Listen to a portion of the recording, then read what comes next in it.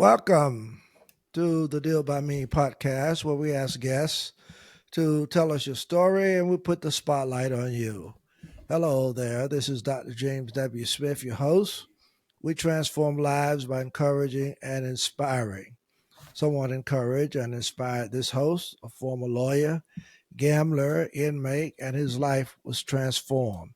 The same can happen to you.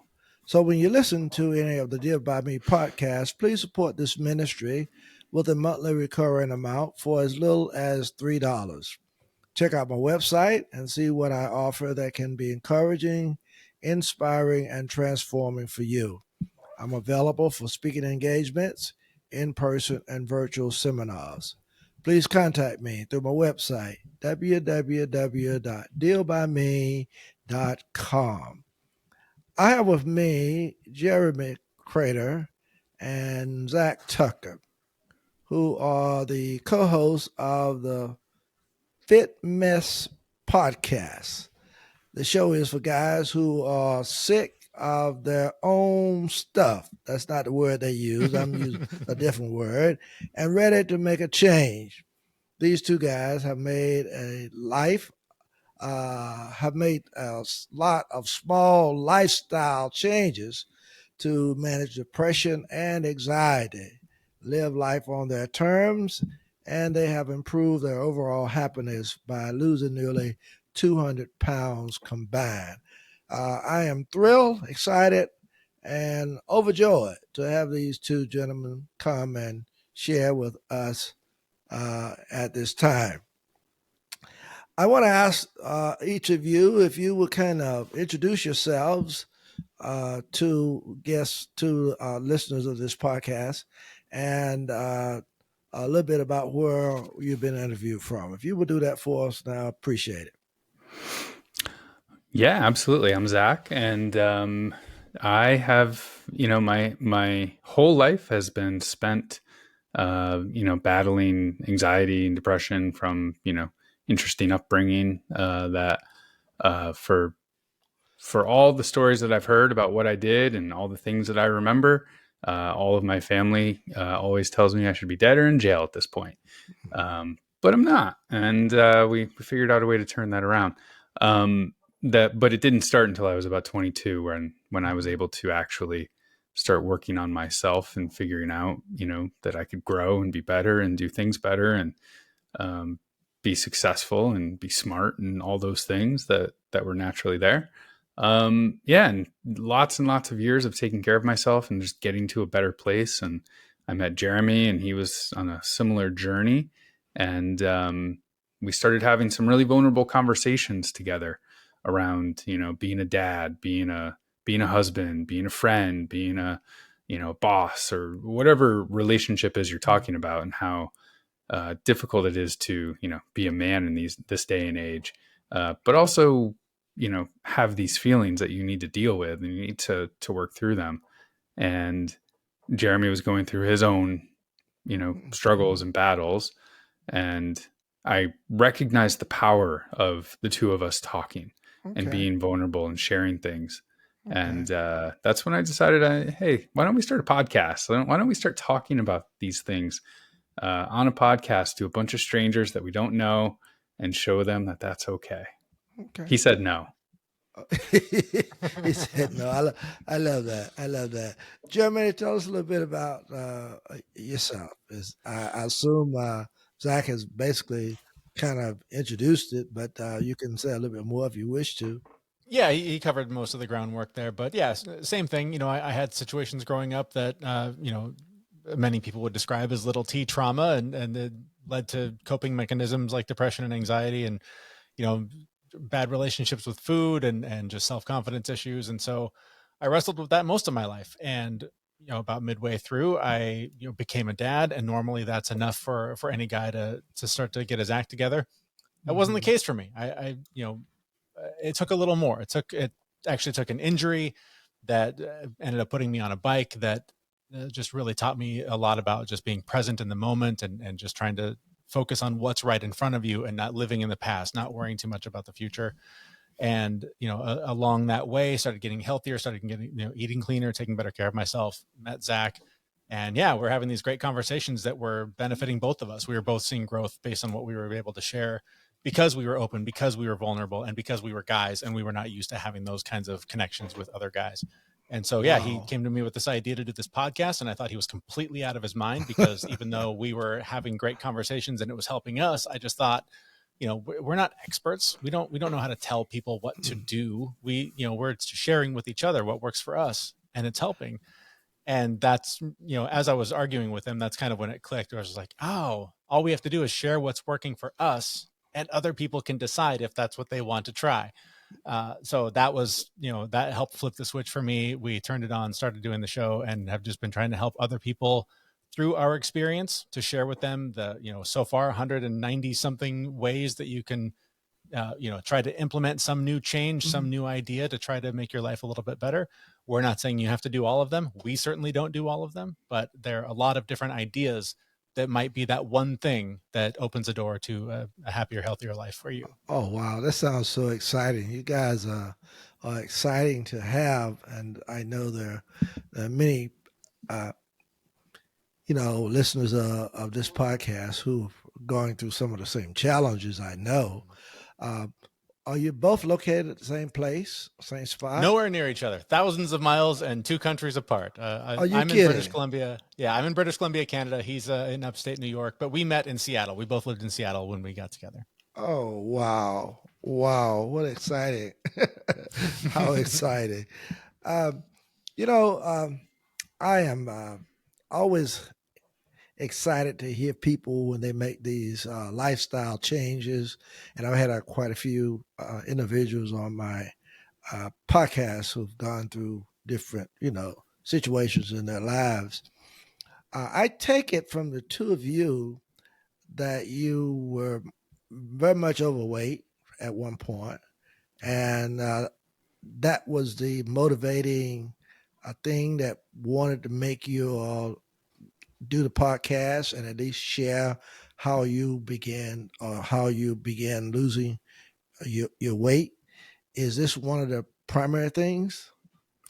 It is one of them. Yeah. I Okay. think, that was I was almost 300 pounds at one point. I'm only 6 foot tall. So 300 pounds on 6 feet is big Oh guy. wow. And this was in my early 20s, and I started losing the weight just because I started running. I started being active with my body and thinking about the things that I was putting in my face. Right. And my goal was to kind of to lose weight, but then, once the weight kind of came off a little bit, I realized afterwards that it was like, not only was it weight loss, but this was helping to regulate my emotions and my depression and my anxiety. And then it was, I was all in. It was like, oh, I can handle my mental health and my physical health by doing one activity. Okay. So that was kind of the domino effect for me. That's exciting. How did the two of you get together? I mean, you saw it, one of you are being so far apart. How did this podcast come about? The Fit Mess podcast. Yeah. So we were both living in Seattle, and our wives were both pregnant at the time. Okay. And they actually joined a fitness program. It was a program designed for them to do a sprint triathlon. I want to say it was with like 6 weeks of giving birth. Maybe I might be wrong about the number, but it was really soon and a Herculean effort that I just thought that's insane. Good for them. Very cool. But they started training together, and they're hanging out a lot. And, they discovered that they had husbands that both enjoyed, Star Wars and football and things like that. So they're like, well, clearly we have to get everyone together, and these two have to be best friends if we're going to be friends. So let's make this happen. So, a few brunches later and hanging out, and, the friendship started to form. But it started as most, I think male relationships start, where two guys walk into the room, sort of size each other up and try and figure out, who is this guy? Can I connect with him? Is he a threat? Is he whatever? And so it was very surface level, hey, how about the sports ball event? Did you watch that? Yeah, me too. That was quite a throw, but by the guy to the other guy. Yeah, I saw it too. But, like Zach mentioned, as time went on, it became, hey, how you doing with, especially once our kids were born, How are you doing with sleep? How are you doing with the stress of this new fatherhood stuff? How are you doing with the Okay. pressure of Okay. this? How are you able to function at work when you're getting an hour of sleep at night? And we just got more and more open and vulnerable with each other. And I'll never forget, there was one day at a birthday party where just the noise and the chaos of it all was too much for me, and I had some stuff going on, and I just walked out and went and sat in the car just for some quiet, to try and just gather myself. It was just too much for me Okay. to be surrounded by that. And all of a sudden there's a tap at the window, and I looked up and there's Zach. And, I rolled the window down or opened the door, and he's just like, "What's up? You okay?" And that's when I Mhm. knew. I was like, okay, this guy, like, he gets it. Like he Right. saw it. He saw my absence. He saw an opportunity there to help, and saw that it was needed. Oh, And so I've wow. never forgotten that. And so, that I think is really where, for me, the bond between us was formed, was that, I saw somebody who cared and Mm. reached out. And so, to this day, we try to do that for each other, whether the mic's on or not. It's really great to just have good uh, friends or somebody who you sense care about what you're going through. But I also want to kind of dive into something that I get from the two of you that I think may be something that listeners of this podcast might be interested in. A lot of people want to do stuff. They want to do it. They might be overweight. They may be smoking. They may be drinking too much, and they want to stop. I don't think there's a matter of not wanting to do it, but it's getting the desire, the motivation, or the inspiration to do it. Uh, Talk about you guys, how you got this motivation to kind of move forward and say, look, we're going to do what we have to do. We're going to take these small steps every week toward a better, more fulfilling life. How do you do that? Well, it is, there's no one answer to it, right? There's 100 different answers, but I think a couple of the key points are really, realizing that motivation is never going to come, right? You really just need to go out and start doing the thing that you want to do. And that means you have to do a great deal of self-reflection to understand who you are and how you operate. Some people have, that internal motivation that they can get themselves going and out the door. Other people need external things. So, you see things where they say, don't tell anyone what you're going to do until after you've done it. Well, those people who have external motivation issues, like me, like I'm only driven by external things. If I don't tell anyone about it, no one's going to hold me accountable. So you really have to do a lot of reflection on who you are as a person and how you motivate yourself.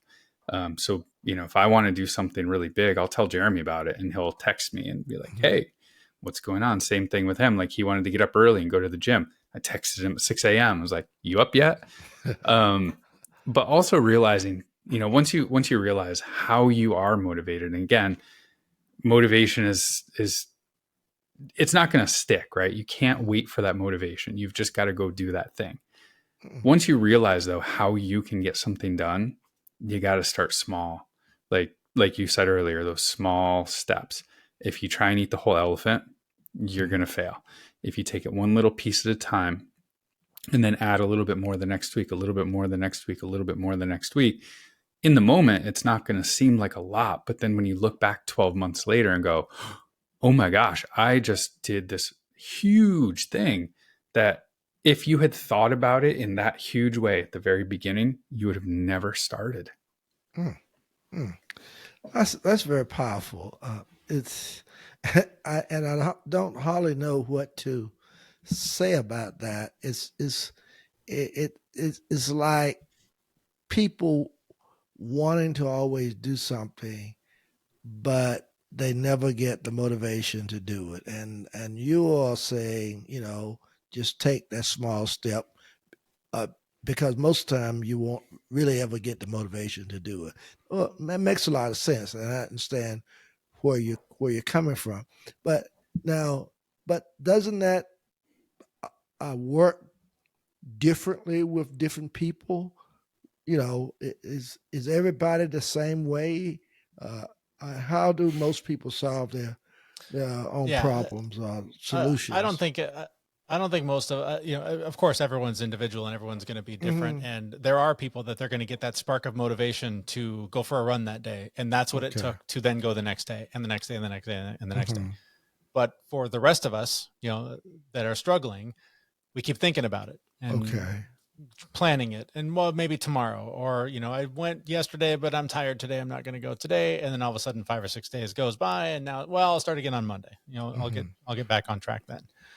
It really is. I mean, it's I think a hard truth for a lot of people. It's a hard truth for me that I still wrestle with to this day, is that Okay. sometimes I just have to parent myself and say, sorry, no's not an option. We can't Mm. negotiate this. You don't want to look back on this moment at the end of the year, at the end of 10 years, at the end of 20 years and go, why didn't you? You Mm. should have taken more responsibility for this, and treated your body better, so that you don't need as much help now that you're 75, 80 years old. I want to be strong enough to still hang out with my kids as adults and hopefully take care of their kids, and not need someone there to take care of me while I'm trying to take care of them. Mm. Um, so I Yeah. think, I think it's different for everybody. And, to touch on the one small step at a time thing, I think a big part of that is taking that small step with an open mind. Don't go into it Wow. with, this is the first of 10 things I'm going to do.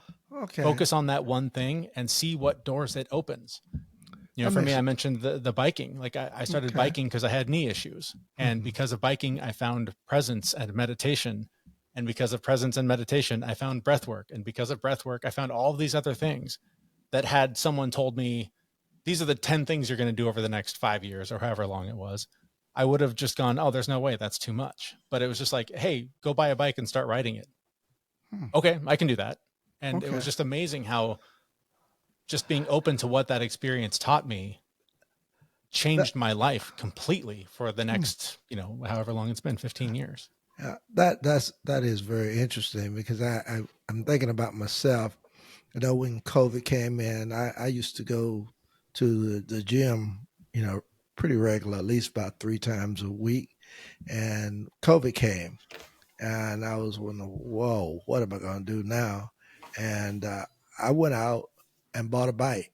So you start talking about riding a bike. I said, this is one way to get me some good exercise. So I started doing that, and so I see where you say you just can't let one little thing get to you. You gotta keep focused and move forward. One of the other things that I kind of got from uh, information that you said and shared, and also just from listening to your talk about vulnerability. And I note that you'll state that vulnerability is a strength. Could you talk about that a little bit? Why you say it's a strength? Because there are so many folk who are very vulnerable, and and I've always, and I know a lot of people that I know may think vulnerability is not a strength. They think it's probably just the opposite. So, Hmm. can you share with us why you think vulnerability is a strength? Yeah, growing up, I mean, I was raised to, hold your feelings in, hold your thoughts in. Mm-hmm. You don't share those things. If you fall over, like, I remember breaking my arm when I was a kid, and my dad like wrapped it in a newspaper and duct tape, and he's like, "Yeah, you'll be fine. Don't cry. Don't just you're good." Mm-hmm. 5 days later, I begged him to bring me to the hospital, and he did, and it was broken, and I had to get like. So Okay. I was raised very much in that you don't Mm. share what you're thinking, keep your emotions stuffed down, even if it hurts, you don't cry, get up and rub dirt on it. Mm-hmm. But as I got older, like, some of us are just, naturally more sensitive than others. And I was one of those kids where I just had a little bit more sensitivity to the world. Um, so I always felt a little broken in that sense, that I couldn't share what was going through my head. And then, as through my 20s and 30s, I really started, in talking to Jeremy and talking to other people, and really starting to verbalize like these feelings in my head, and getting vulnerable by sharing things I'm uncomfortable with, things I'm not good at, saying I don't know in the middle of a meeting, but I'll find out. All of these things that we look at as vulnerability, once it starts coming out, Mm-hmm. Other people are generally good and they want to help you. And I found now that like when I am vulnerable and I talk about the things that I'm struggling with and I talk about the pain that I'm in, whatever help I need for it just kind of shows up, right? Because it's almost like going out to the universe where I say something to Jeremy about something that's going on in my life. And he's like, hey, you know what? I know a person who knows the thing about that. You guys should talk. And then all of a sudden, my coach or somebody who's going to help me through that shows up. And just getting those feelings out. I mean, I think that is probably one of the biggest things for me is they don't even have to be done. You don't have to do anything with them. Jeremy can sometimes sit there and listen to me for 60 minutes going, I hurt. This is painful. I hurt myself at the gym. I look dumb in front of this girl, like all these things. And he just goes, I know, man. I know. Me too. Wow. Right. And just knowing that you're not in this battle alone and that your feelings are valid, that gives me a strength to be able to take that next small step to keep building myself and building myself and building myself. That's very interesting. I love what you just said, and I was thinking about something that I just did probably less than a week ago. You know, I'm an author, so I've written a couple of books, and so I. When people call me out to do inspirational speaking or to do a workshop, I always ask, is it okay if I bring some books? And my wife would say to me sometimes, she'd say, you know, you always carry your books with you. You don't want people interested in your books or not. And when I tell her about, well, as soon as I share about what I went through in my life story and tell them about my gambling and my law practice and how I served some time, people get very interested and they really want the book. And so when you talk about vulnerability, that's when I put my vulnerability on display. You know, I don't mind talking about it, don't mind sharing it. So I can see why you say it is a strength. Makes a lot of sense. You know, Jeremy and Zach, I'm a minister and a retired 2 months short of 33 years from the same church. And I started this podcast because I wanted to continue my ministry by encouraging, inspiring, and hopefully transforming lives.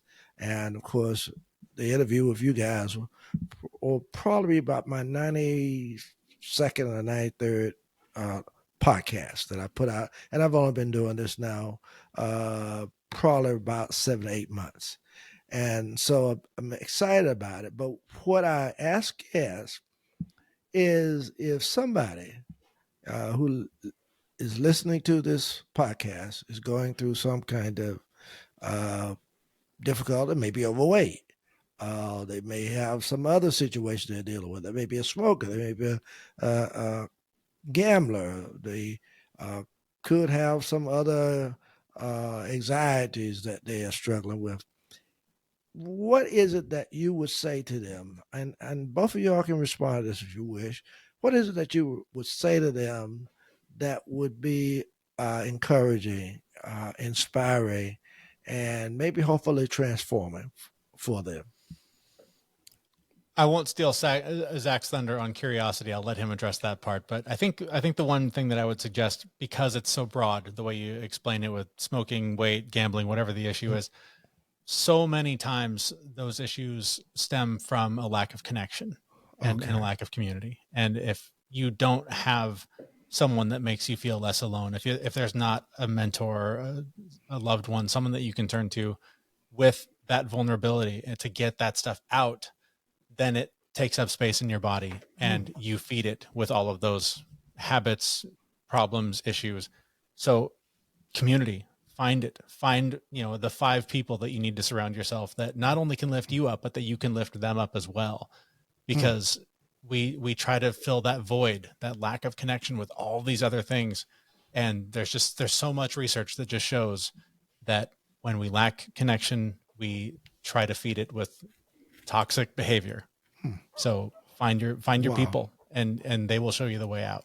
Oh, wow. That's well said. Well said. Well said. I don't know if if it can be said any better. That's excellent. Listeners, don't go to place because I got a few more questions, or the two will give us a little bit more uh, tidbits about their lifestyle. Uh, but first of all, I want to ask Jeremy and Zach, uh, for listeners who are interested in contacting you, or do you have a book or you have a website that they can get in contact with to just get more information, or anything that will help them along the line? If you share that with us. Yeah, I would encourage them to listen to our podcast on whatever podcast player they're using right now. It's called The Fit Mess, and our website is thefitmess.com. Okay. All right. We'll do that. Let me ask you one other question as we bring this to a close. One of the things that I was very impressed with you, and that was the both of you talked about how you to take small steps, and you've done it. You say you did it. It's about taking small steps every week toward a better, more fulfilling life. And one of the things I saw in information that I got from you all was that life is messy, but you don't have to clean it all up at once. I thought that was very powerful because sometimes we try to do that, you know. And you said sometimes it starts with just clearing a path. I think listeners really want to hear you expound on that just a little bit more. It's really just awesome statement. Yeah. So, I mean, this was 5 years ago when Jeremy and I were talking about the show, and we didn't really have a name for the show yet. But the way I described it to him, I was like, look, this is how I want to come across. I was like, imagine you have a house and you are a hoarder, and there is no room in the house to put anything else, and you're in your bed and you need to get to the bathroom. You don't have to clean the whole house to get to the bathroom, just a path to the bathroom. And then next, you need to get to the kitchen to get some food, just a path to the kitchen to get some food. Then a path to the front door to go outside and get some fresh air. And eventually, you're going to build enough paths that you'll clean up that mess in the house. It's still going to be messy. There's still going to be stuff in the corners. There's still going to be stuff that you're not happy about, but you're moving forward one small step at a time, cleaning that mess up. Wow. This is exciting. Well, there you have it. Listeners, Jerry and Zuck sharing their story. And I invite you to check out the Fit Mess podcast and hear what they have to say. The interview style podcast shares stories and strategies from authors, coaches, celebrities, and experts who have learned how to discover their full potential. I'm certain you will enjoy listening to them. And again, I want to say to Jeremy and Zach, thank you so very much for sharing with us today. Yeah. Yeah. Thanks for having us.